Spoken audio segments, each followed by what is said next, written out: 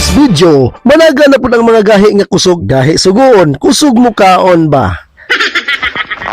Kay gapakandak o fanran ang taga-sindangan. Automatic, di pwede nga di nato ni apilan. Maong ato ning lapdusan. Alright. Alay nga Brad. Motel po ka? Run for fire, Brad. Motel po ka? Tagaan mong kuwan mo. Nakita ko na yung taon. Nagikar, matakas siya yan. Nung naabot, mantawag ka rin, oy. Kailangan na ba? Ikaw kung subak ka niya? Yamat ay, padayunin na lang na, oy. Lapdusan, oy.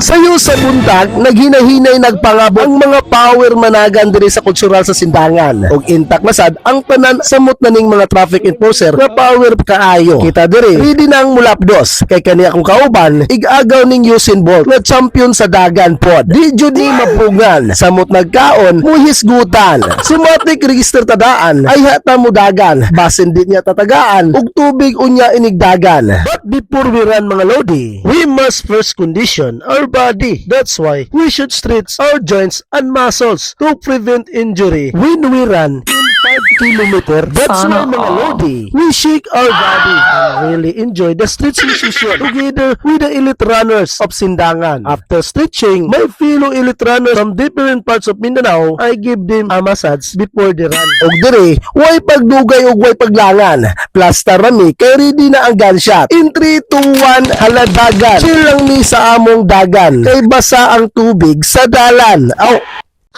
no! So among ruta karon mga lodi, libuto namo ang sentro sa sindangan. Maong dagan, taman ta pamaulan. Kay human ani dagan, maligo ra baming tanan. So abot sa unahan, chill ra gid gyapon among panagdagan. Kay 5 km run among goal karon. So finally na kami diri sa sentro sa sindangan. Og diri murag pamaulan among kabagtakan. Maong diha akong gihunatan og dagan. Hala, walay lingi ay oy. Pero despite sa kalayo sa among gidaganan, naabot ra jud mi sa among padulngan ang finishing line. Ug pag-abot namo, wa nay daghang istorya. Kay ang bulalo diha gahulat na. Champurado di ay. With egg pagyod perfect kayo sa lamig ng panahon. Maong diri mi hunat kay actually mao jud niya mong dula since birth kaning kaon ba. At this moment, pictorial sa aming tanan mga finisher na kong kauban.